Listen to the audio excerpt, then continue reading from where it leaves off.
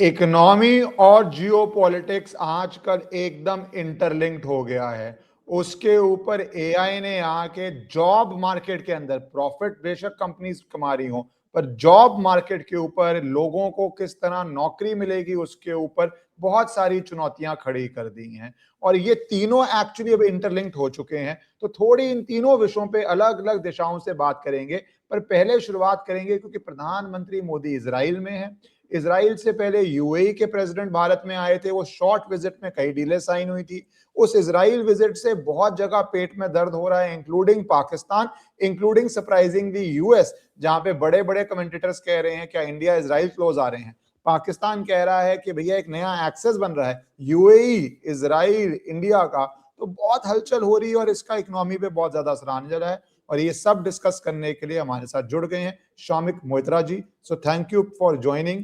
And ये PM Modi की visit जो जियोपॉलिटिकल एक विजिट है, डिफेंस को लेकर विजिट है, पर इससे बहुत हलचल इकोनॉमी में क्यों मच रही है, क्या आप देख रहे हैं इसके अंदर? आपको नमस्कार। देखिए, ये जो एक्सेस बन रहा है ये केवल यूएई इजराइल इंडिया का एक्सेस नहीं है। इसमें कई देश और जुड़े हुए हैं। कुछ लोग हेक्सागन की बात कर रहे हैं जो एक स्ट्रेटेजिक अलायंस है, जिसमें कहा जा रहा है कतर भी जुड़ेगा, बहरीन भी शायद जुड़े, सऊदी अरेबिया भी जुड़े, और साथ में ग्रीस और साइप्रस इजराइल और इंडिया के साथ यूएई। लेकिन मेरे ख्याल से इसके दो पहलू हैं। एक इकोनॉमिक पहलू है जो बहुत ही महत्वपूर्ण है। जो अर्थनैतिक पहलू है उसमें आप अगर देखें, इंडिया ने जो एफटीएस पहले साइन किए उसका तात्पर्य हमें पहले समझना पड़ेगा।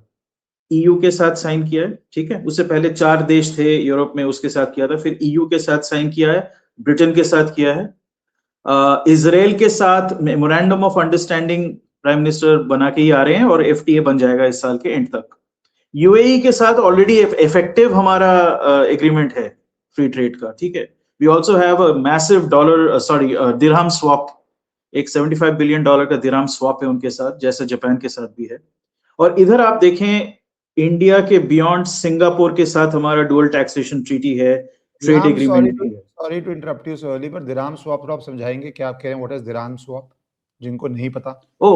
इट्स बेसिकली स्वैप विंडो का मतलब है कि आप इंडियन रूपी और दिरहम, इसमें कोई भी अगर आप चीज करते हो, ट्रेड करते हो, तो आप you can pay in either currency because that level of swapping is allowed with in that window, ठीक है।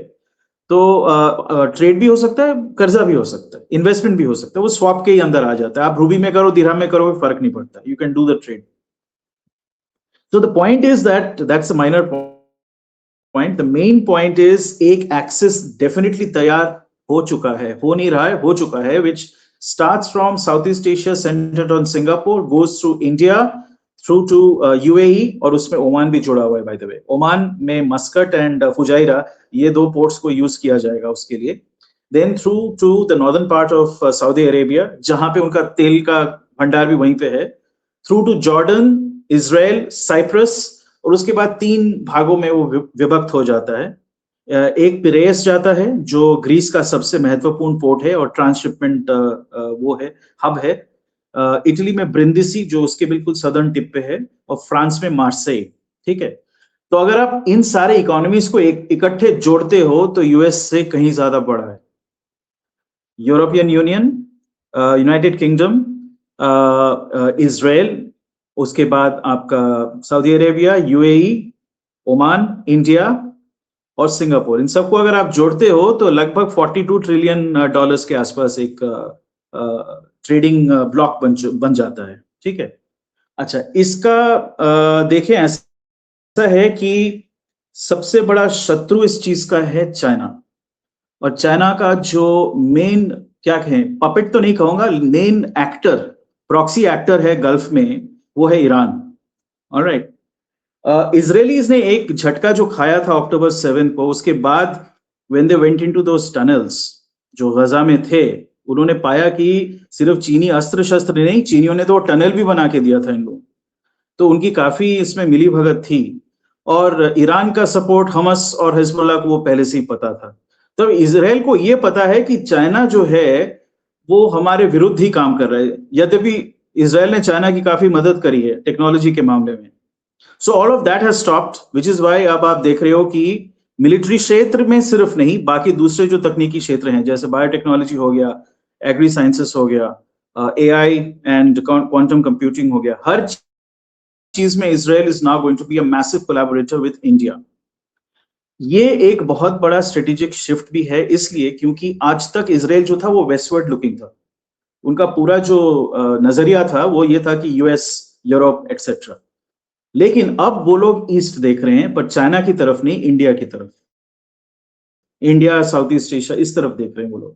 क्यों? क्योंकि उन्होंने पाया कि अगर स्केल में उनको कुछ नया मैन्युफैक्चर करना है तो ओनली वायबल प्लेस वेयर, जहां पे उनका सिक्योर रहेगा, उनका जो टेक्नोलॉजी है सिक्योर रहेगा, लॉज को प्रोटेक्ट किया जाएगा, IP लॉज को प्रोटेक्ट किया जाएगा, दैट विल बी इंडिया, जिसके पास वो संसाधन के रेस्ट्रिक्शंस नहीं है, लेकिन हंगर भी है, ग्रोथ का हंगर भी है और ग्रो कर भी रही है। और एक बहुत बड़ा निजी मार्केट अपने आप में इंडिया ऑफर करती है जो दूसरे जगह पे नहीं मिलेगा इकट्ठे।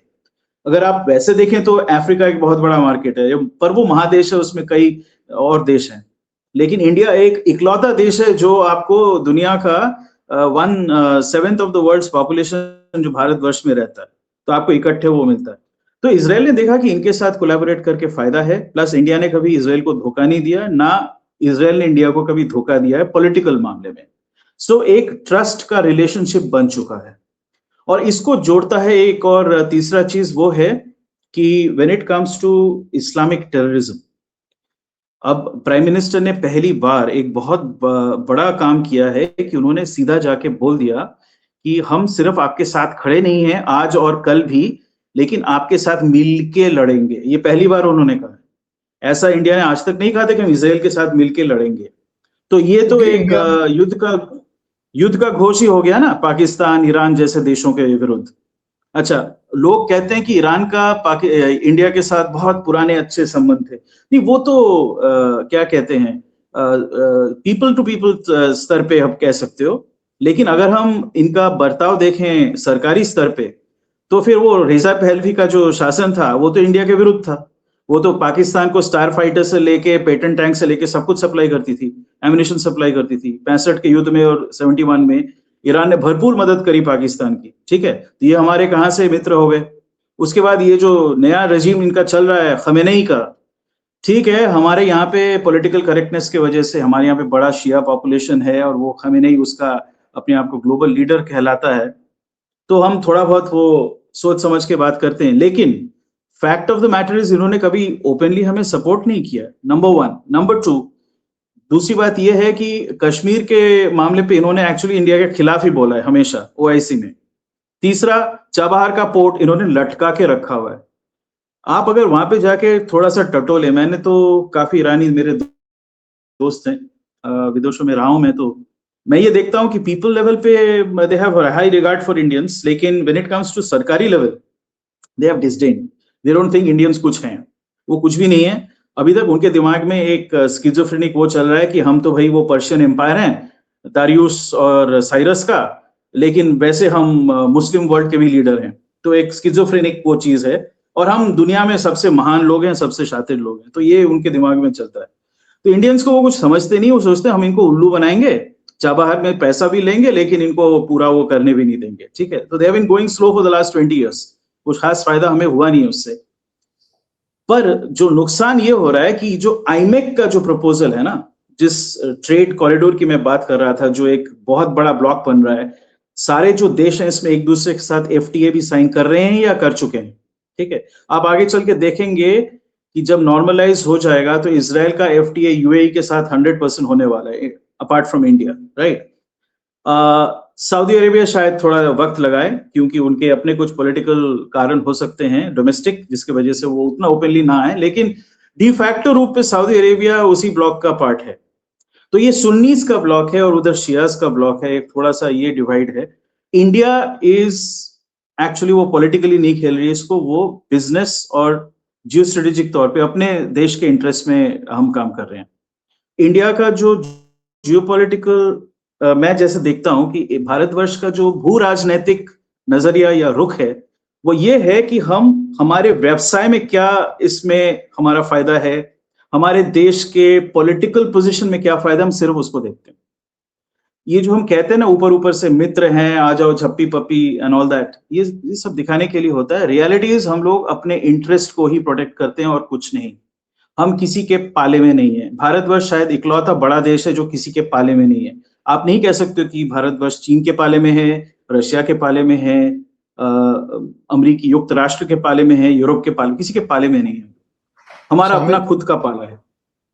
हमारी जर्नी तो कहिए। यही होनी चाहिए ना, हम अपना पाला बनाएं कि लोग अपने पार्लर में आए जो बिल्कुल। फर्स्ट वर्ल्ड कंट्रीज हैं। पर आपने जो बोला उसमें मेरे दो फॉलो अप्स हैं, क्योंकि आपने जो बात, एक आपने कहा कि इजराइल वेस्टवर्ड की जगह ईस्टवर्ड देख रहा है। इसी पे मैं कमेंट देना चाहता हूँ। टकर कार्लसन है यूएस का सबसे बड़ा मेरे ख्याल से एंकर, होता भी था और है भी, बहुत उसकी ब्रॉडकास्ट होता है, जो उसके व्यू थोड़े एंटी इजराइल हैं, तो वो आप उसको लेके चलिए जितना मैं समझाऊं। पर वो कह रहा है कि इजराइल इंडिया से फ्रेंडशिप करके एक तरह से डी रिस्क कर रहा है अपने आप को अमेरिका से, क्योंकि उसको इंडिया बिल्कुल। के साथ बहुत सिनर्जी दिख रही है एक। तो उसका आपका क्या व्यू है? क्योंकि अमेरिका के अंदर वो कंजर्वेटिव ऑडियंसेस को बहुत होल्ड करता है, तो जो वहां पे मीडिया से व्यू आता है वो एक पॉलिसी मेकिंग में आज नहीं तो कल आ ही जाता है। दूसरी बात जो इम्पोर्टेंट है वो ये है, जब आप कह रहे हैं कि कतर, यूएई ने तो अपने आप को एक नई छवि में डाला है, वो अपने आप को एक ग्लोबल सिटी बनाने की कोशिश कर रहा है, जैसे लंदन था, जैसे पेरिस है, जैसे कोई भी ऐसी ग्लोबल सिटी की है, और financial capital more than Paris Switzerland की तरफ जा रहा है। ठीक है, फाइनेंशियल अब भी है, बिलियनियर्स भी यूके से आके रह रहे हैं। पर जब कतर जैसे दोस्त जुड़ेंगे तो उनके अंदर तो एक fundamentalist agenda is ingrained in their way of governance for them to remain in power. तो do you think it is too early and too ambitious to call an axis like this? तो ये दो follow up करना चाहता हूँ मैं आपसे। पहले इसमें आई हैव टू अनपैक, इसको थोड़ा अनपैक करता हूँ। इसमें दो अलग अलग सवाल है, मैं कतर के उस पे मैं सेपरेटली आऊंगा। पहले लेते हैं कि हो क्या रहा है। देखें, अभी तक विश्व का जो ग्लोबल सिस्टम चल रहा था, ग्लोबल जियोपॉलिटिकल सिस्टम, वैश्विक भू राजनैतिक व्यवस्था, वो यूएस लेड था। ठीक है, कोल्ड वॉर के खत्म होने के बाद यूएस लेड हो गया, और बाकी चाइना एक कंटेंडर है, वो अभी तक मतलब उभर के पूरी तरह से आया नहीं है एज अ पावर, अभी भी उभर रहा है पावर के हिसाब से, इकोनॉमिक हिसाब से नहीं कह रहा। तो ये जो कंटेंशन चला था उसके चलते जो छोटे राज्य थे उनके दिमाग में कंफ्यूजन था कि हम जाएं तो कहां जाएं। जब तक अमेरिका उनको डायरेक्टली सपोर्ट कर रही थी या फिर they were being treated with respect, थोड़ा सा उनको इज्जत दे के बात करती थी, तब तक ये जो छोटे राज्य थे उनका अमेरिका के साथ होने में ही अच्छा ही था। ठीक है, क्योंकि अमेरिका प्रोटेक्शन देता है। अमेरिका एकमात्र विश्व में राज्य है जिसके पास क्षमता है कि वो कहीं पे भी जाके मिलिटरीली इंटरवीन कर सके, अपने अर्थव्यवस्था को यूज करके किसी को बचा सके, ये सब उसके पास है। तो इसराइल का जो एक बहुत ही छोटा राज्य, हमें भूलना नहीं चाहिए, इसराइल में केवल 10 मिलियन लोग हैं, 1 करोड़ लोग हैं, आबादी उसकी टोटल ये है, जिसमें से 70 लाख यहूदी हैं और बाकी अरब हैं। तो इसराइल जो है छोटा देश है, और उसका जो भूमि है वो और भी छोटा है। वो तो मात्र क्या हरियाणा से भी छोटा है, देखा जाए तो बहुत ही छोटा है वो। कह सकते हैं आप मणिपुर के बराबर है, या हमारे उत्तर बंगाल के जो 5 डिस्ट्रिक्ट हैं उसके बराबर है। तो इसराइल को प्रोटेक्शन चाहिए दो तरह का। मिलिट्री प्रोटेक्शन उतना नहीं चाहिए, उसको चाहिए सप्लाई चेन प्रोटेक्शन, क्योंकि वहां पे कुछ उगता नहीं है। ठीक है, मैं खेती बाड़ी की बात नहीं करता हूं, मैं कर रहा हूं नेचुरल रिसोर्सेज की बात। उनके पास नेचुरल रिसोर्सेज नहीं है, वो उसको इंपोर्ट करके फिर वो अपने फैक्ट्रीज में बना के उसको बेचते हैं। दूसरा, उनके पास अर्थव्यवस्था जो उनका है वो भारी मात्रा में यूरोप और अमेरिका डिपेंडेंट है। ये एक फैक्ट ऑफ द मैटर है। जो उनका बैंकिंग सिस्टम है वो भी बहुत ज्यादा अमेरिका के साथ वो घुला मिला हुआ है इन एवरी वे। प्लेटफॉर्म्स भी सारे वो वही वाले यूज करते हैं, उनका खुद का प्लेटफॉर्म नहीं है। तो ऐसा देश अगर अपना फ्यूचर पूरी तरह से अमेरिका के पाले में रखे तो वो उसकी हालत वही, उसकी दशा वही होगी जो जापान और जर्मनी की बन चुकी है, सामंत राज्य। तो या तो इसराइल सामंत राज्य बन के रहे, जो ये लोग कभी नहीं करेंगे। कुछ लोग कहते हैं कि अश्केनाजी जू पूरे दुनिया को चलाते हैं। अश्केनाजी जू वो हैं जो यूरोप में थे। ठीक है, मैं उसमें नहीं जा रहा हूं, पर अगर आप एक देश के हिसाब से देखें, इसराइल को क्या चाहिए? उसको अपनी सार्वभौमता चाहिए, सॉवरेंटी चाहिए, उसको अपना निर्णय खुद करने की आजादी चाहिए। ठीक है, ईरान के केस में या गजा के केस में या दूसरे केस में उसको वो करने नहीं दिया जाता है। बियॉन्ड अ पॉइंट कहीं ना कहीं उसको वापस खींच लेते हैं, जो ये गहरा राज्य है अमेरिका का। तो ईरान, अगर इसराइल को मुक्ति चाहिए तो कैसे मुक्ति का मार्ग कहां से आएगा? उसको वैसा ही एक बड़ा अर्थनैतिक और सामरिक शक्ति के साथ जुड़ना पड़ेगा या बनाना पड़ेगा, जो आर्किटेक्चर उसको एक विकल्प दे। तो इसराइल का ये एक नेचुरल हेज है, इस दिशा में ये पूरा चीज हो रहा है। ठीक है, अच्छा, अब आते हैं कतर वाले बात पे। देखिए कतर जो है, सेकंड पार्ट में मैं अगर एक बार थोड़ा और भी उसको कर दूं, हाँ, कि जैसे जैसे सऊदी अरेबिया पाकिस्तान का भी डिफेंस पैक्ट है, एक रिलीजियस एंगल है ही है सऊदी अरेबिया। आप देखें हिस्ट्री में तो कश्मीर में टेरर फंडिंग के अंदर सऊदी अरेबिया के बार बार हाथ नजर आए हैं, फाइनेंस नजर आए हैं। वहां पे जो रिलीजन की तरह मदरसे बनाए जाते थे, पीओके में बहुत गहरे लिंक है उनके वहाबी टेररिज्म से लेके उधर पे। दूसरी तरफ कतर, उसका ग्लोबल फंडामेंटलिस्ट नेटवर्क पता ही है। यूएई आपके हिसाब से एक सेपरेट ब्रैकेट नहीं है इन सबसे, या आपको लगता है एक ऐसी अलायंस में? हाँ, यूएई और कंप्लीटली ये सब, separate bracket.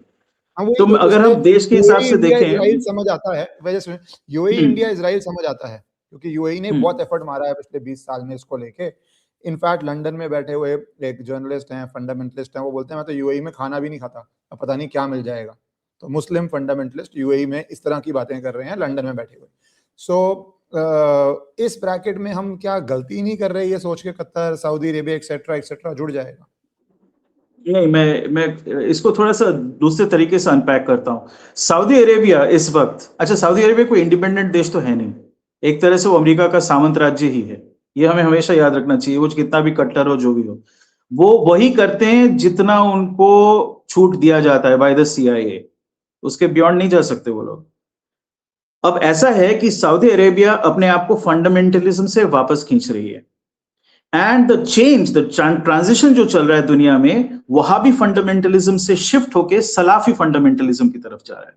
Muslim Brotherhood, which is the single biggest well organised architecture, और इसका कंट्रोल अब टर्की के पास है, वो भी यूएस का सामंत राज्य है। तो ये जो रोल था ना कि ये वेरियस टेररिस्ट प्रॉक्सीज को यूज करो और फिर उनके उसके थ्रू आप ओपीएम का भी उत्पादन करो, डिस्ट्रीब्यूशन करो, उससे अपने दूसरे जो डिस्टेबलाइजेशन का खेला है जो सीआईए खेलती है उसको चलाओ, वो सऊदी अरेबिया का जो वो था फंडिंग का वो था, वो खत्म हो रहा है, because Saudi Arabia is in a bit of a crisis economically. ये वो ऐसे ही नहीं कर रहे हैं, they are not withdrawing from all this because of some altruism, कोई मतलब महानुभवता के वजह से वो नहीं कर रहे हैं, वो इसलिए कर रहे हैं क्योंकि उनका पैसा जो है, फ्री कैश, पैसा तो है, फ्री कैश वो खत्म हो रहा है। और उन्होंने यूएई ने बहुत ही समझदारी के साथ अपनी इकोनॉमी को शिफ्ट कर दिया। यूएई अभी सर्विस इकोनॉमी ज्यादा है, तेल का इकोनॉमी कम है, ठीक है ना? जैसे आप कह रहे थे फाइनेंशियल एक हब वो बना है, टूरिज्म हब बना है, फाइनेंशियल हब है, एंड आईपी बेस्ड इंडस्ट्रीज वो सब वो लगा चुकी है, वो कर चुकी है, वो ट्रांसफॉर्मेशन हो गया है। Saudi Arabia is too late. तो अब वो क्या है कि उनको लगा कि अगर हम इस स्थिति में फिर वही सपोर्ट करते रहें तो वो तो एक कुएं में से पानी निकाल के एक पतीले में डालना जिसमें छेद है, वो छेद से निकलता ही जाएगा, कुछ मिलेगा नहीं। So they have withdrawn and that leadership of the terror network has gone to Turkey. अच्छा, टर्की और कतर का जो आंकड़ा है ना, कतर सबके साथ काम करती है बाय द वे, कतर कोई देश नहीं है, वो 2 लाख अरबियों का एक छोटा सा जजीरा है जिसमें 10 लाख और लोग रहते हैं जो अरबी नहीं है, ठीक है ना? तो वो 2 लाख मतलब करोड़ बाग से भी छोटा। तो कतर जो है उसके पास अपार भंडार है नेचुरल गैस का और कुछ तेल का, इसका मतलब सरप्लस बहुत है। कतर का रोल क्या है ये हमें समझना पड़ेगा। कतर ट्रेडिशनली तेल के आने से पहले भी वो था ग्लोबल, ये अरबी जो दुनिया थी उसका क्या बोलते हैं उसको, financier, money mover, money exchanger, वही उनका रोल था। ये मतलब उनका ट्रेडिशनल रोल रहा है। तो वो अब तब्दील होके क्या हो गया है कि legal, official as well as unofficial money laundering, money movement, cash flow management, उसका नेटवर्क ये कतर के पास है, एंड दैट्स इट्स यूटिलिटी। इसीलिए कतर सबके साथ बात कर सकती है। पाकिस्तान और अफगानिस्तान का युद्ध होता है तो वो ख्वाजा क्या है उसका नाम, जो भी है, उनके सारे नाम मुझे याद नहीं रहते, उसने इसको फोन किया कतर के फॉरेन मिनिस्टर को कि सर कुछ करिए, हमें हेल्प करिए, तालिबान को बोलिए अपना वो रोके। ठीक है, इधर वो युद्ध का घोषणा करते हैं, उधर वो वहां पे वो गुहार लगा रहे हैं। तो कतर का ये जो रोल है वो अमेरिका ने बखूबी यूज किया, और अमेरिका का सबसे बड़ा सामरिक बेस जो है वो कतर में, आउटसाइड यूरोप। ठीक है, लेकिन कतर को भी तो अपना इंडिपेंडेंस कहीं पे चाहिए, कहीं पे तो it wants to join the party. कब तक अमेरिका के दबदबे में रहेगा? अमेरिका का यूटिलिटी तब तक था जब तक अपने सामरिक बल और मैं सबसे बड़ा दादा हूं इसके बेसिस पे उसका ग्लोबल रिजर्व करेंसी चला। लेकिन आज स्थिति यह है कि पूरे अमेरिकी बजट में अगले साल से आप देखना, interest payment will be higher than their largest spending which is health care, followed by defence, उससे भी बड़ा होगा।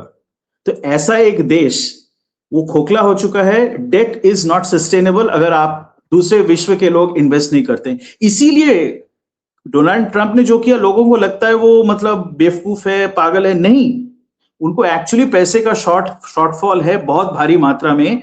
दे have to sustain this massive debt that they have accumulated, जो आज के डेट में 124% है, और 2031 तक ऑटोमेटिकली ये बढ़ के 140% हो जाएगा।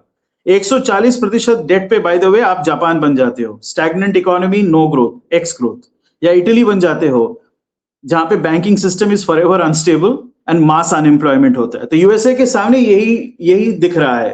Leave aside making America great, this is the physics, मतलब physics in the sense that this is the physical reality. You can't argue against the numbers ना, this is the way it is. तो इस स्थिति में America क्या कर सकती थी? किसी तरह से पैसे लाके, चाहे इन्वेस्टमेंट के थ्रू या टैरिफ के थ्रू, वो अपने आप को इससे उभारती। ये उनका तरीका था, this was the mechanism evolved. But उसका जो नतीजा हुआ है वो ये है कि अमेरिकी economy is now in an worse shape, notwithstanding what Trump said. After his speech, by the way, the stock market crashed. The stock market hasn't gone up. पिछले उसके टर्म में जब वो स्पीच देता था उसके बाद स्टॉक मार्केट ऊपर जाता था, पर अब की बार उल्टा हुआ है। तो कारण क्या है? अगेन द नंबर्स, 4.4% ग्रोथ था उसका Q2 में। लास्ट क्वार्टर में कितना ग्रोथ था अमेरिका का? 1.4%। That is basically, it means it's negative growth in reality. Okay, 4.4 से गिर के 1.4% पे आ गया GDP growth. This quarter is even worse. Why is this significant? क्योंकि क्रिसमस क्वार्टर, जैसे हमारा दिवाली का होता है ना, वैसे वहां पे Christmas sale is huge. It's a time when output should be max. Instead of that, output is declining in America. So declining output, rising unemployment, rising interest cost, and massive debt. ऐसे economy में कोई निवेश करेगा क्या? नहीं करेगा ना। तो कतर जो आज तक अमेरिका में निवेश करता आया है, वो क्या करेगा? वो भी विकल्प ढूंढेगा। यूएई तो ढूंढ ही चुकी है, इजराइल ढूंढ चुकी है, ठीक है, ढूंढ चुका है रादर। सऊदी अरेबिया को भी पता है कि जब उसके पास थोड़ा निवेश करने का अब की बार आएगा तो it's going to derisk itself and take risk off, and again look towards the more stable economies, जैसे भारतवर्ष हो गया, साउथ ईस्ट एशिया के देश हो गए, इसी पे वो निवेश करेगा। And if China can emerge from its problems, जो इंटरनल है और स्ट्रक्चरल दोनों है, then maybe the people will again invest in China. Okay, तो ये स्थिति है। इस स्थिति में अगर कतर को देखें, हाँ, सबको अपने अपने एजेंडे चलाने होते हैं, लेकिन पहले अपनी सुरक्षा तो करोगे फिर एजेंडा चलाओगे। There has been an improvement. Qatar ने वो हमारे वो नाविकों को पकड़ के रखा था, लेकिन उसके बाद से there has been a distinct improvement in Qatar's relationship with India. It is much better than it used to be. मैं ये नहीं कहता हूं कि भरोसा करो, भरोसा तो किसी पे, इजराइल पे भी नहीं करना चाहिए। ये मित्र कुछ नहीं होता है, सब अपने अपने इंटरेस्ट को देख रहे हैं। जब तक इंटरेस्ट अलाइंड है तब तक हम लोग मित्र हैं, उसके बाद पता नहीं। हाँ, कुछ लोग होते हैं they are a bit more dependable, कुछ लोग मतलब देश, और कुछ देश होते हैं उतने डिपेंडेबल नहीं होते। इतना ही है अंतर, और कुछ नहीं है। तो इस स्थिति में तो ये जो रीबैलेंसिंग है, ये सारे देश रीबैलेंसिंग कर रहे हैं और एक हेज ढूंढ रहे हैं, मिलिट्री एंड इकोनॉमिक। इसी के चलते ये चीज तैयार हो रहा है। अच्छा, इससे अमेरिका खुश नहीं है और चाइना बिल्कुल खुश नहीं है। तो आप जो देख रहे हो ईरान के ऊपर अटैक, इस बार पहल किसने करी? Israel wants the Iranian regime to be disbanded definitely, लेकिन पहल इस बार करी ट्रंप ने, वही लगा हुआ है पीछे। दो चीजें चल रही हैं बैकग्राउंड में। एक तो वो कोशिश कर रहे हैं कि मादुरो के केस में जैसे हुआ कि आप हट जाओ, हम एक कुछ केस वेस चलाएंगे या कुछ करेंगे। इस केस में वो बोलेंगे कि आप एग्जाइल लेके चले जाओ, अपना धन संपत्ति जो है खमेनी, आप और आपके बेटे आप चले जाओ, रशिया में चले जाओ या कहीं चले जाओ जो एक्सेप्टेबल है आपको। They are trying that, obviously वो एक्सेप्ट कर नहीं रहे हैं, क्योंकि एक चीज हमें याद रखना पड़ेगा कि ये वो कट्टरपंथी लोग हैं जिनको कोई फर्क नहीं पड़ता अगर 2 या 3 या 4 मिलियन ईरानी मर जाते हैं, तो युद्ध होने दो, उनका वर्चस्व बना रहेगा, वो उससे कमाएंगे। लोग अगर गरीब हो तो भी कोई फर्क नहीं पड़ता, उनका बना रहना चाहिए। This Khamenei and his son, they have accumulated apparently in excess of $25 billion private wealth. So आप सोच सकते हो उनके लिए स्टेक्स वो भी है, और उनके जो चेले चपाटे चमुंडे हैं जो भी हैं, वो भी, उन्होंने भी वैसे ही बहती गंगा में हाथ धो के पैसे बना लिए हैं, तो उनका they are staked into this, और उनको कोई फर्क नहीं पड़ता कितने लोग मरते हैं। इंडस्ट्री डिस्ट्रॉय होती है, petrochemical complexes in Bandar Abbas and Khorramshahr are blown up, कोई फर्क नहीं पड़ता। सो ये जो स्थिति उत्पन्न हुई है, ये एक डायरेक्ट थ्रेट है to IMEC, and I tell you why. दो स्थितियां हो सकती हैं, I am just gaming it. स्थिति नंबर 1 कि एक बहुत फैंटास्टिकली वेल कोऑर्डिनेटेड स्ट्राइक हो। US and Israel have accumulated 1,000 frontline fighter aircraft and bombers in that region. Okay, 1,000. 3 aircraft carrier plus the Qatar base, Israel में US के base plus the Israeli aircraft and Diego Garcia in support. ये सब मिला के 1,000 aircraft.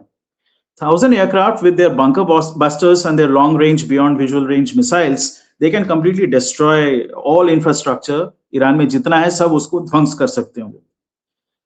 लेकिन उसके बाद उसके रिएक्शन में अगर ईरान में मिलिट्री और पुलिस जनता के साथ मिलके एक रेवोल्यूशन वो करवा देते हैं, तो रेजिम चेंज हो सकता है। लेकिन पिछला ट्रैक रिकॉर्ड अगर देखें, ऐसा तो नहीं हुआ ना। ये लाखों लोग आ गए सड़कों पे, ठीक है, 41 शहर में प्रोटेस्ट हुए, लेकिन क्या हुआ, सब फुस हो गया, क्योंकि दमन इतना स्ट्रांग है, इतना रिप्रेसिव रेजिम है कि बियॉन्ड अ पॉइंट वो उसको सस्टेन नहीं कर सकते। और ये जो सब हो रहा था प्रोटेस्ट, ये सब शहरों में हो रहा था, जबकि ईरान का 70% आबादी अभी भी गांव में है। शामिक ऑल्सो ईरान के अंदर द रीजन रिवोल्ट इतना सक्सीड नहीं कर रहा, एथनिसिटी इशू भी है, अलग अलग पार्ट्स में अलग अलग एथनिसिटी है, बलोच प्रॉब्लम, कर्डी प्रॉब्लम, ये वो, तो वो कर पाना। दूसरा, यूएस के लिए Venezuela was different, Iran has missiles. Iran is a decent missile power. जो Actually I was coming to that. मेरा scenario 2 में बता नहीं पाया उस बात, हम कट गए थे। Missile power है। Scenario 2 is it addresses what you're saying. Exactly वही बात है। मेरे हिसाब से जो more probable scenario है कि ये ध्वंस तो कर देंगे, इंफ्रास्ट्रक्चर उड़ा देंगे, इनके मिसाइल्स जो अंडरग्राउंड बंकर्स में है वो भी शायद ये लोग डिस्ट्रॉय कर दें। लेकिन ईरान हैज रफली 12,000 odd ballistic and cruise missiles. 12,000. उनकी मारक क्षमता कम नहीं है, they are not bad missiles, they are actually Chinese technology plus Iranian technology. They also have in excess of 50,000 drones in store and they have the capacity to manufacture more. वो सारे factories underground है। सो अगर आप पूरी तरह से इनको डिकैपिटेट नहीं कर पाते हो तो क्या होगा, it will become a protracted war. अगर इमीडिएट तख्ता पलट जाता है तो और कोई देश रिएक्ट नहीं कर सकता, पर मैं वो सिनारियो ले रहा हूं जहां पे इमीडिएट तख्ता पलट नहीं हो रहा है, एक विंडो खुलता है, तब क्या होगा, रशिया और चाइना मिलके इसको एक और यूक्रेन या एक और अफगानिस्तान या वियतनाम बना देंगे। वियतनाम बनेगा, हमें ये याद रखना चाहिए, पूरा बेड़ा गर्क, फिर आईमेक आपका खत्म। बिकॉज आप देखो स्ट्रेट ऑफ हॉर्मुज जो है वो 50 किलोमीटर है, वो तो आर्टिलरी रेंज में आ जाता है, तो आप फुजाइरा में क्या माल वहां पे ला दोगे, कुछ नहीं कर पाओगे आप, अस्त व्यस्त हो जाएगा ये पूरा क्षेत्र। दूसरी बात ये है कि अगर ये लोग वैसे नहीं कर पाते तो फिर ग्राउंड इन्वेजन अगर करना चाहें, Iran is probably one of the hardest countries to do a ground invasion from its coast. Why? Because unlike say Iraq जहां पे डेजर्ट है तो आप टैंक्स लेके वो सैकड़ों किलोमीटर तक आप भाग सकते हो, यहाँ पे क्या है, the terrain is like Chambal, it's a massive plateau with lots of ravines, उबड़ खाबड़, कंकरीले पथरीले। ईस्ट में जो है ऊंचे ऊंचे पहाड़ हैं बलूचिस्तान की तरफ, नॉर्थ में और भी ऊंचे बर्फीले पहाड़ हैं। सो ये वो देश नहीं है जो आप जस्ट घुस के आपने ले लिया। Terrain goes against you, it will be very difficult to overcome and subdue. और हमें ये याद रखना चाहिए that there are at least 6 to 7 lakh fanatical supporters of the regime who are fully armed and trained. IRGC की बात कर रहा हूं मैं। हाँ, IRGC के रिजर्व में 5 लाख लोग हैं। Actual IRGC has only 2 lakh people. Iranian Revolutionary Guards जो है, इसके अलावा ईरानियन आर्मी भी है, अब उसके भी कुछ लोग तो डेफिनेटली विल स्टिल सपोर्ट। और एक बार अगर आप एक किसी देश को इन्वेड करते हो, ये याद रखना कि देश के लोग बहुत प्राउड होते हैं, रेजिम चाहे कुछ भी हो, अगर कोई बाहर से आदमी आए उसको वो लोग नहीं करेंगे। Revolution is the only way this regime will change because of these practical realities. लेकिन अगर ये सेकंड सिनेरियो आ गया which is likely, in that case ये पूरा रीजन जो है ये नॉर्थ अफ्रीका जैसा बन जाएगा, and that will be tremendously bad. I mean, it is likely because जो भी ancient nations है ना, ये artificial lines काट दो, छोड़ दो, हर 200 साल 100 साल से बढ़ जाती है। Iran, Persia as an ancient nations में geographical advantage है ही है. That is why they survived over the centuries, over the millennia. That's why they are ancient nations, because वो बना ही ऐसे था. That is why they are ancient nations. That is why there was no Pakistan exactly. पहले. Because 50 साल में भी एक बार split मार गया, ईस्ट पाकिस्तान निकल गया बाहर। तो जो ये एंशिएंट नेशंस हैं, there is a reason they have survived, because वो ज्योग्राफिकल बैरियर्स, जितनी मर्जी टेक्नोलॉजी आ जाए, आज भी एग्जिस्ट करती है। बट इसमें मैं एक चीज जोड़ना चाहता हूं, then I will move on to AI, जो बहुत इंपॉर्टेंट है। इजराइल के अंदर इंडिया 50,000 लेबर भेज रहा है, क्योंकि जो हुआ अक्टूबर में, उसके बाद they can not get labourer और people from Gaza. Economic incentive इतना है कि इंडिया की अगर लेबर वहां जाएगी तो it is beneficial for them, तभी दुबई जाती है, तभी मिडिल ईस्ट जाती है, वही है। बट अब जर्मनी भी कह रही है, अदर नेशंस भी कह रहे हैं, तो how do you see that being new reality for Indian economy and for Indians doing blue collar jobs abroad, sending money back to India? मुझे लगता है अगर ये ट्रेंड रहा, और ये सब पेपर पे नहीं रहा, जापान में भी कह रहे हैं, जा रहे हैं, तो that would be quite a game changer, क्योंकि उनकी ओल्ड पॉपुलेशंस हैं। Indians have not created problem anywhere in the world. कोई जाके वहां पे अपना शरिया स्टेट नहीं जाता, या नहीं जाता तुम अपने लॉज चेंज करो, we assimilate very beautifully. So क्या देखते हैं आप उसका economic impact? And for young Indians, do you think it's a big opportunity, या ये इम्प्लीमेंट हो नहीं पाएगा because of immigration issues? So there are pros and cons. The pro is that एक awakening हुआ है in Western nations जिनका demography downward slope पे है, right? So they have no choice but to import people. So far they were under the mistaken naive notion कि कहीं से भी ले आओ फर्क नहीं पड़ता, सारे थर्ड वर्ल्ड एक जैसे होते हैं, एक monolithic view था। Now they have realized नहीं, ऐसा नहीं है। Religion and culture plays a huge role. Assimilation में बहुत दिक्कतें आती हैं। So they have also woken up to the fact that perhaps the Indians, not the entire South Asian landmass, not the subcontinental landmass, because उसमें पाकिस्तान और बांग्लादेश भी आता है, इंडिया के लोग जो हैं, they are ideal, they are hardworking, law-abiding, etc., all the attributes that you said. The thing is that ये इजराइल जैसे देश में the entire population has had such huge investment in human resources, यानी training, education वगैरह, that all of them have moved into higher order skills and higher order jobs, right? तो उनका जो ये जरा जो किबुट्स वाला पूरा इकोनॉमी है ना, agriculture, which they have built with a lot of blood, sweat and tears, वहां पे वर्कर्स थे सारे वो पैलेस्टीनियंस जो गजा वगैरह से आते थे, क्योंकि वो सदर्न बेल्ट में है, इजराइल के उत्तर में नहीं है। तो यहाँ पे वर्कर्स की बहुत बड़ी आवश्यकता है, तो इंडिया उसको पूरा कर सकती है। तो यहाँ पे agricultural labour, certain things like carpentry and those skills you require to maintain dwellings etc, ये सब चीजें, इसकी बहुत आवश्यकता होगी। हाई स्किल्ड लेबर की बात नहीं हो रही है, ये I would say the more basic jobs, the primary jobs, उसकी आवश्यकता है, उसका डिमांड है। रशिया से डिमांड आया है exactly for the same thing. Russia has nobody to work its massive land, सब कुछ है उनके पास, लेकिन वो माइनिंग करने के लिए कोई नहीं है, फील्ड्स को टिल करने के लिए कोई नहीं है, फल उगाने के लिए कोई नहीं है, तो कौन करेगा? एक हो सकता है कि चाइना से लेके आओ, लेकिन चाइनीज का तो वो दूसरा वो चलता है ना हिसाब, कि वो आएंगे फिर वो वहीं पे जम जाएंगे, ठीक है? तो चाइना जो है वो ये हो नहीं सकता। So India is the obvious choice. So Bharatvarsh के पास ये एक अपॉर्चुनिटी है, पर अब हम देखते हैं जापान, कोरिया एंड ताइवान में reactions, they also tried this same thing, लेकिन वहां पे सोशल रिएक्शंस बहुत नेगेटिव हुए हैं।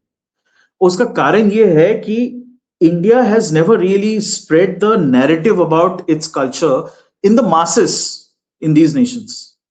मासेस में वो नहीं है, वो उनके एलिट को सब पता है, लेकिन उनके मासेस को पता नहीं। They have weird notions about India. आप देखो, एक कोई कोरिया से दो लड़के आए थे, उनको लगा था कि इंडिया में सिर्फ किलिंग्स और रेप होता है और सब जगह गंदगी है और बहुत ही गंदा सड़ा हुआ देश है, कोई प्राकृतिक सुंदरता है नहीं, ये उनका व्यू था। इंडिया घूमा, पूरा व्यू चेंज हो गया। तो अगर हम देखें कि हमें लगता है कि लोगों को पता है, लोगों को पता नहीं है। भारतवर्ष में हम जितना पढ़ते हैं ना दूसरे देशों के बारे में, वहां पे दूसरे देशों के बारे में ये लोग उतना नहीं पढ़ते। कोरियन से जाके पूछो, उसको अमेरिका के बारे में सब कुछ पता होगा, लेकिन एशिया के दूसरे देशों के बारे में कुछ भी नहीं पता है। वो गधे होते हैं इस मामले में, मैं वही बोल रहा हूँ, गधे होते हैं, बिल्कुल गधे होते हैं। मैं उनसे बात करके देख चुका हूं।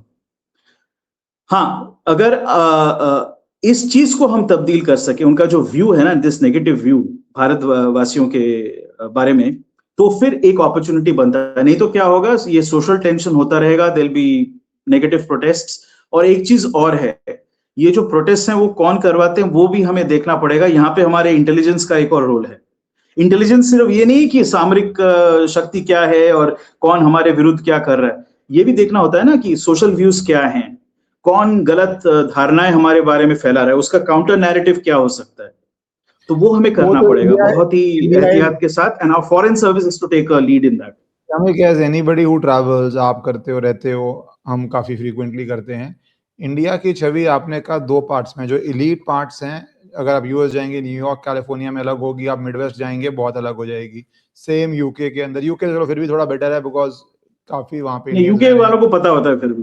हाँ, वो यूके थोड़ा बेटर है, that's why I said UK थोड़ा बेटर है बिकॉज वो हिस्टोरिकल कनेक्शन रहा है।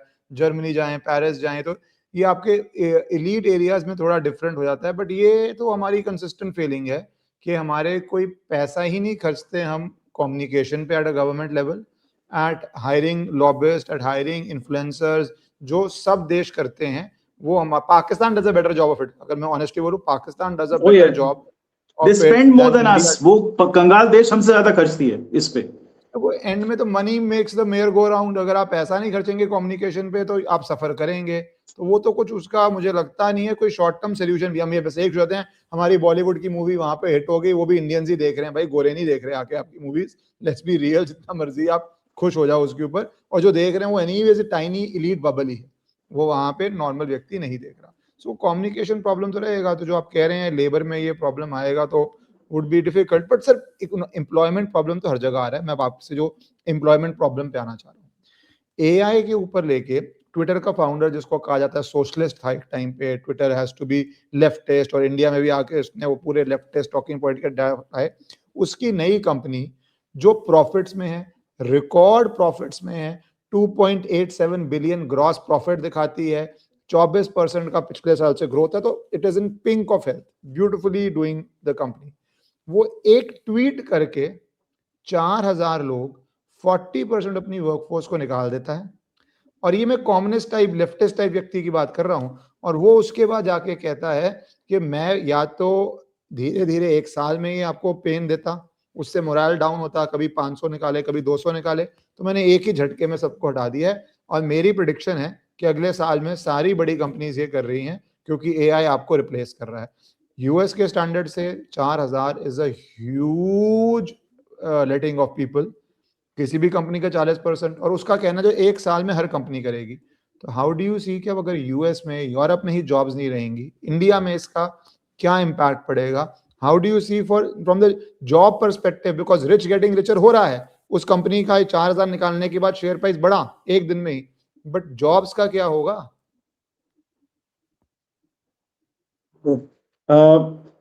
I think the standard job outsourcing model, digital coolie supply करना या फिर आउटसोर्स करके कुछ जॉब्स को वहां से यहाँ लाना, do the arbitrage, labour arbitrage, that model is dead. उसके परिवर्तन में कुछ और मॉडल आ रहा है, मैं उस पर थोड़ा सा बात करूंगा। Why is it happening? Because what we have now is called agentic AI। मतलब AI एजेंट्स अब कोडिंग का काम, टेस्टिंग का काम, लीगल में, मतलब जैसे for example you want to research particular case histories, तो आप उसको एक एआई को दे दो, वो निकाल के सारे केस हिस्ट्रीज दे देगा कि ये these are the cases that you have to look at. या फिर कोलेशन, डिफरेंट तरह की चीजें उसको कोलेट करके उसका एक सार निकाल के दे देना। ये सारे जो काम थे ना, ये I would say these are lower order brain based but menial tasks, repetitive tasks. Repetitive task के भी एक लेयर आगे चला गया है, जहां से जैसे ये कोडिंग हो गया, आप सिस्टम डिजाइन कर सकते हो, लेकिन कोडिंग करने की आवश्यकता ही नहीं। आप सिस्टम डिजाइन करके फंक्शन स्पेक्स दे दो, वो एआई बाकी सारा काम करके दे देगा टू अ लार्ज एक्सटेंट। उसके बाद 80-85% करके देगा, बाकी फिर आप उसको फिक्स कर सकते हो या उसको इंप्रूव कर सकते हो। That's the world we have already come to. ये आने वाला नहीं है, आ चुका है। तो इस स्थिति में जो आईटी कंपनीज, जो इंडिया का एक बहुत बड़ा इकोनॉमी का अंग है, उनको क्या करना है वो ऑलरेडी कर रहे हैं, बेवकूफ नहीं है। उन्होंने क्या किया है कि एआई के दो तरह के एआई हैं। एक होता है लार्ज लैंग्वेज मॉडल बेस्ड, ठीक है, which tries to be everything for everyone, हरफन मौला है, ऑलराइट। जैसे आपका ग्रॉक हो गया, या ये मेटा प्लेटफॉर्म जो है फेसबुक का, या फिर गूगल का जो जेमिनी है, एटसेट्रा एटसेट्रा, ये सब this is all large language models, या ओपन एआई का चैट जीपीटी। दूसरा होता है frugal small language models.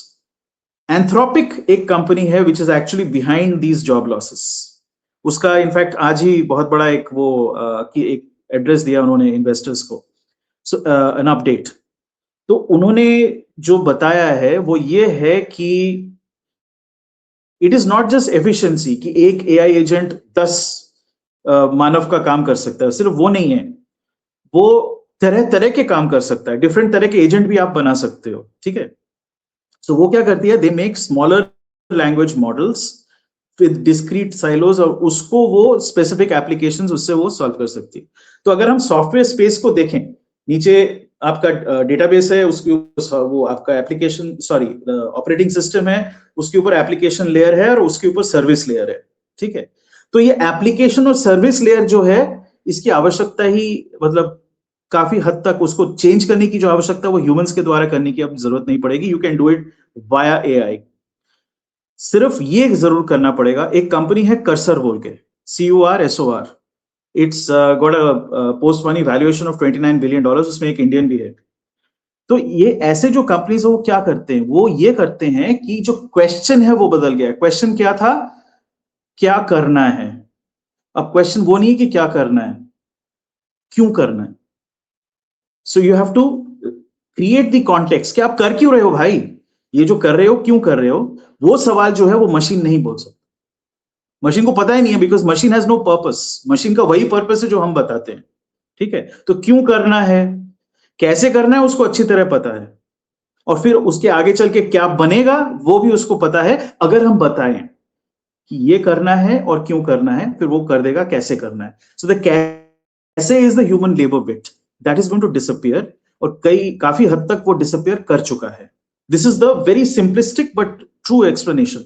somebody asked the ये जो सीईओ हैं हमारे डारियो एमोडे, एंथ्रोपिक के सीईओ हैं, उनको पूछा कि किस तरह के जॉब्स आपको लगता है कि रहेंगे।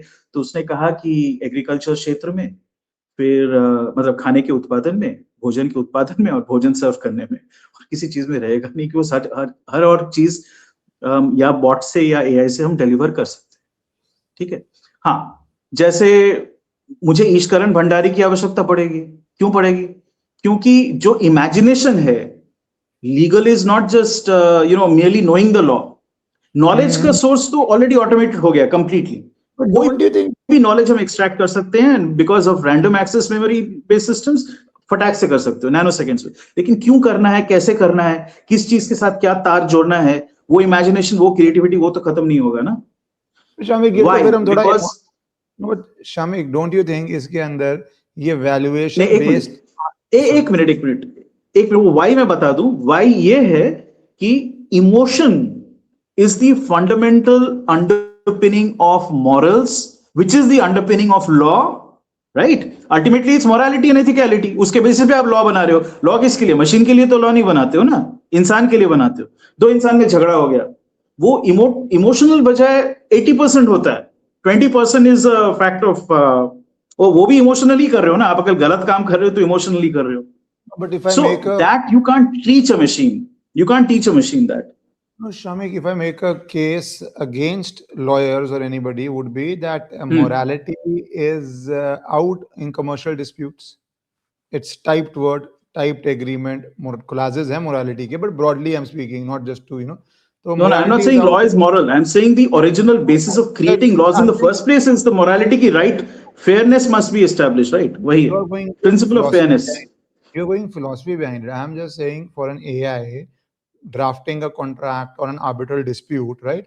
That is pure commercial transaction based on what the law is, what the Arbitration Act is, what is the applicable law, right? Usme whatever be the jurisprudence behind it, nobody is delving into court. You are doing day to day matters, right? वो jurisprudence खत्म हो चुकी है, वो philosophical बातें हैं, college की बातें हैं. Real world में क्या आपका contract था, उससे क्या dispute हुआ, तो मैं law के अंदर ही बात कर रहा हूँ. पर मैं थोड़ा slightly different बात, जो आपने कहा कि सब कुछ replace कर देगा except food. तो don't you think that is a little bit valuation based answer कि भाई हम इतने important है, हमारी $29 billion वैल्यूएशन नहीं है, हमारी पूरी मार्केट का साइज ये है, हम हर चीज में घुस जाएंगे. और ये पूरा जो एआई की है, एक सीईओ की बात नहीं कर रहा, पूरी जो एआई इंडस्ट्री है ये इन्वेस्ट कर रही है. Are they not grossly overstating the case? एक व्यू ये. दूसरा व्यू इलॉन मस्क टाइप का जो बोलता है जी शायद हम अभी स्टिमुलेशन में रह रहे हैं, that we are all living in a stimulation. There is AI, it is going to become sentient, it would going to have intelligence, so everything anyways doesn't matter.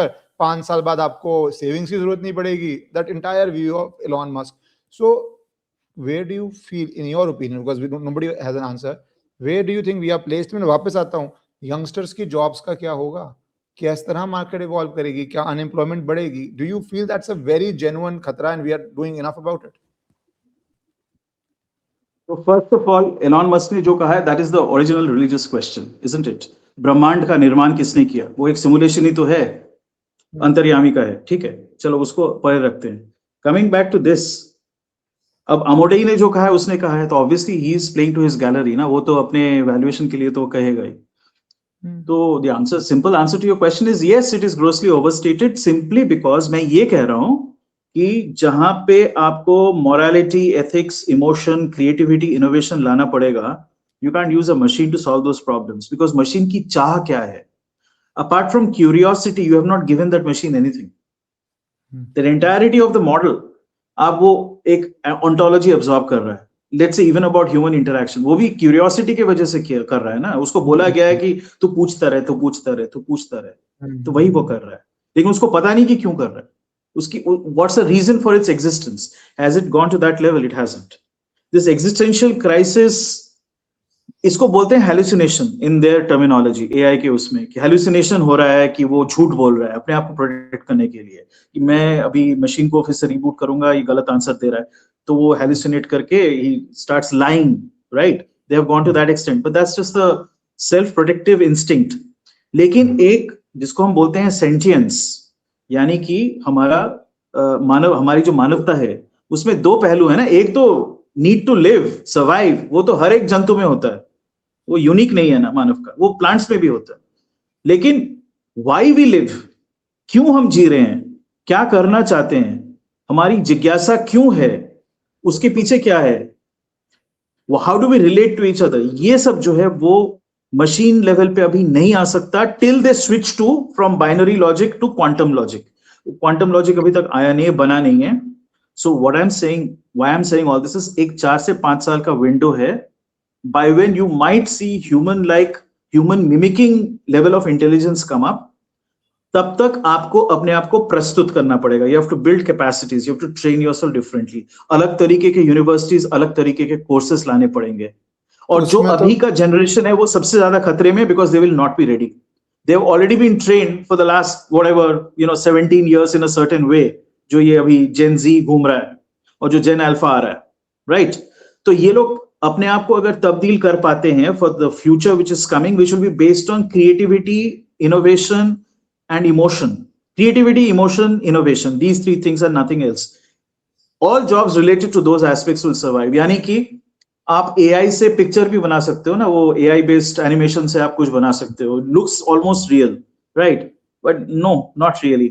Human emotion, ability to act, वो नहीं आएगा. So artistic professions will still exist. Robot कितना भी नाच ले, choreograph कर ले, वो तो एक प्रोग्राम ही डिलीवर करना है, वो दिखता भी है.